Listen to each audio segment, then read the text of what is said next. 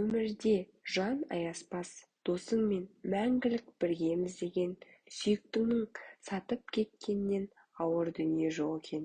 Мен осыны қатты сезіндім. Алғашқында сенгім де келмеген, бірақ көзбен көріп, өзің куә болған соң бәріне көнеді екенсің. Өлгім келді, бірақ өмір бәрібір тәтті екен. Өзіме қол салуға күшім жетпеді. Түсінікті болу үшін бәрінде басынан бастайын. Жанар екеуміздің достығымыз бірінші курсқа түскеннен басталды. Сондай қарапайым, ақылды қыз еді. Артық қулығы жоқ, өсек аяңға да жақын емес. Өз-өзімен жүретін момақан қыз. Бірақ қазақтың жуастан жуан шығады деген сөзін ескермеген екенмін. Соным дұрыс болмады. Көрші факультетте оқитын Айдар деген жігітпен жүріп жүрдім.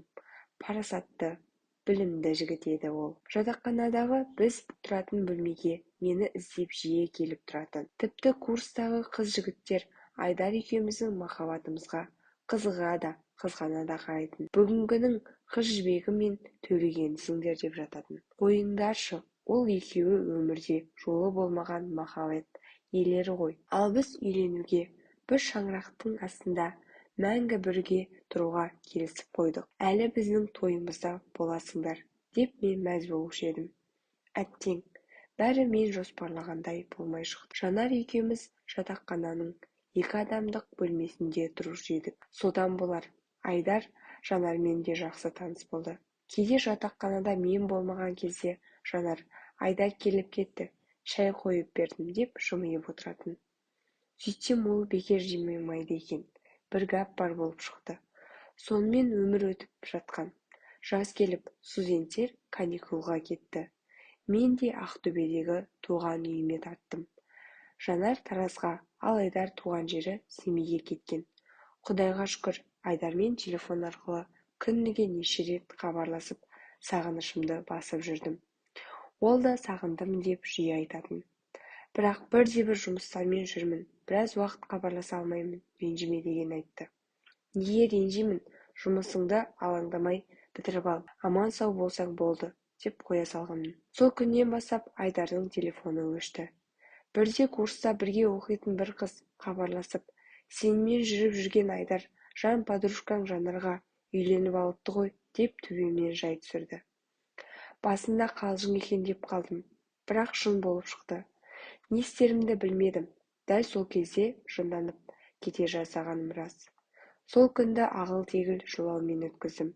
Ертеңінде Айдарды танитын достарына шығып, оның жаңа номерін тауып алып хабарластым. Кешір Сәуле, жағдай солай болып қалды.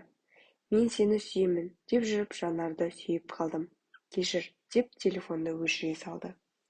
Сол күні кешкілік телефоныма Жанардың өзі шықты. Сәулежан, Құдай үшін кешіре көрші. Бұл жерде Айдардың кінәсі жоқ.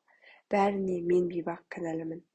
Саған келіп жүргенде Айдарға мен де ғашық болып қалдым. Бір күні ол сені іздеп бөлмеге келгенде, жылап тұрып оны жақсы көретінімді айттым.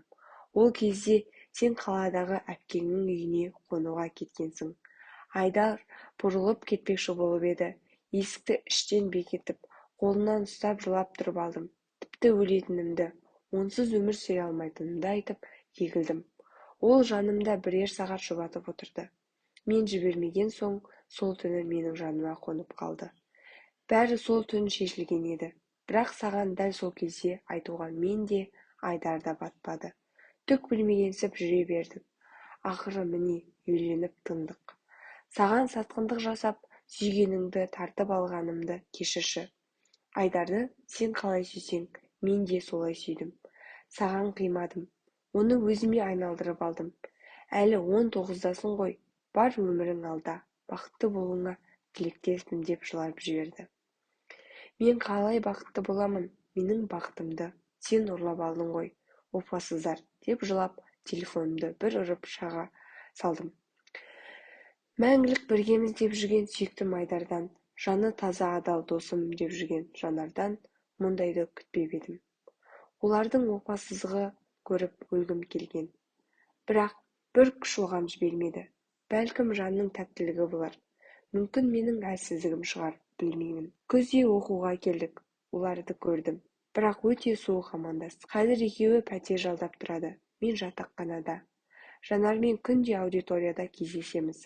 Бірақ мен одан, ол менен қашқақтап жүреміз. Жақын дос болмаған сияқтымыз. Өте қиын екен. Кейде Айдарды көріп қаламын. Қайтарда аудиторияның алдында Жанарды тосып тұрады. Өтірік байқамаған боламын. Ол да мені көріп қалса қашқақтайды. Бірақ алыстан менің әрбір қимылымды бақылап тұратынын байқап қаламын. Бәлкім, мені әлі де сүйетін шығар. Жанарға аяғаннан үйленген болар.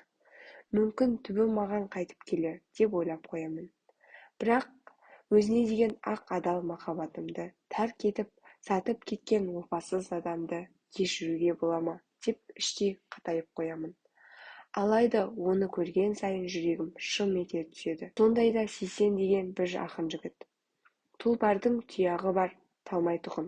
Сұңқардың қанаты бар, самғай тұғын. Ал менде бір ғана үміт бар, тек өзіңмен. Мәңгілік арамызды жалғай тұғын. Деген өлеңін іштей қайталап, көзіме жас толып кете береді. Шұңқылай сүйген адамым үшін махаббаттың азабын шегу нағыз тозақ екен. Бірақ бәріне көнеді екенсің.